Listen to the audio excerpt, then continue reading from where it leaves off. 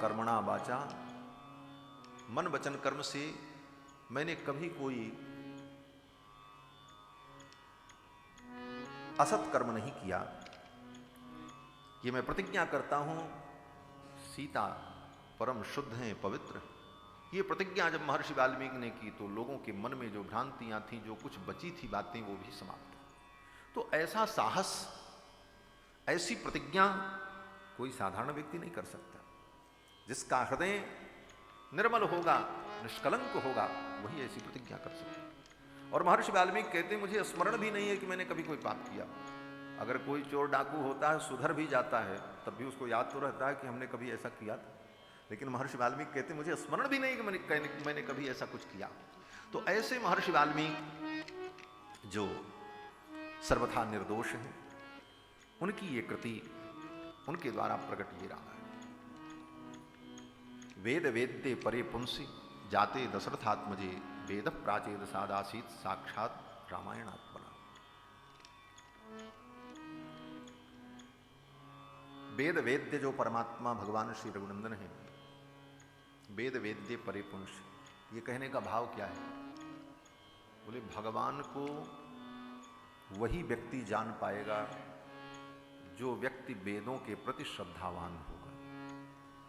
वेदादि शास्त्रों को छोड़कर, वेदादि शास्त्रों का अनुगमन करने वाले शास्त्रों को और ग्रंथों को छोड़कर वेद विरुद्ध किसी भी ग्रंथ के द्वारा, किसी भी सिद्धांत के द्वारा परमात्मा का बोध नहीं हो सकता।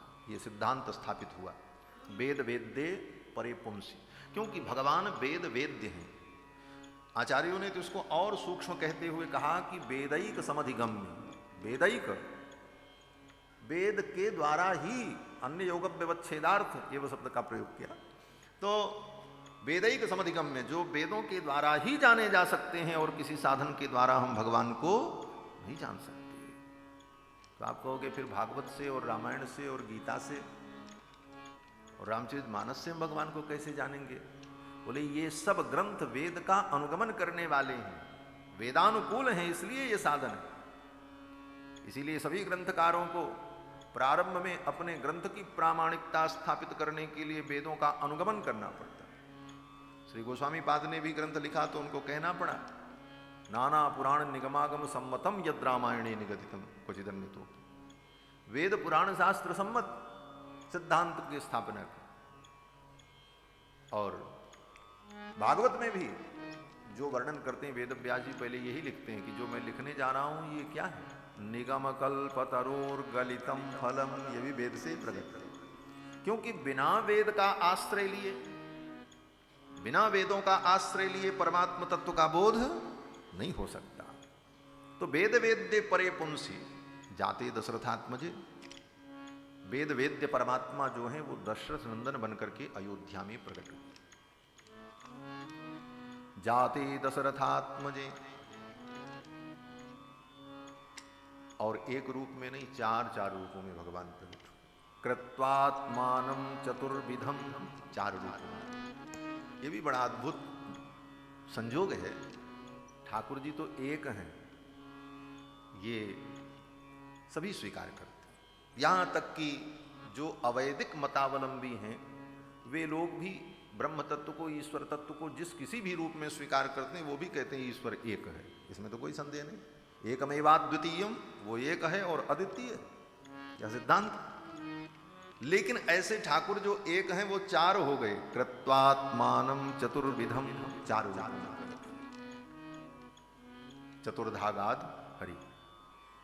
चार रूपों में भगवान अयोध्या में प्रकट हुए। तो वेदों ने विचार किया कि जो भगवान एक हैं वो चार हो गए, तो हम तो पहले ही से चार हैं, ऋग्वेद, यजुर्वेद, सामवेद, अथर्ववेद। तो जब एक चार हो गए तो हम चार मिलकर के एक हो जाएं। और वही चारों वेद एक हो गए। क्या हो गए? बोले रामायण बन गए। रामायण, ये चारों वेद, एक एक अक्षर एक एक वेद स्वरूप है हमारा। चारों वेदों का ऐसा दिव्य संयोजन हो गया।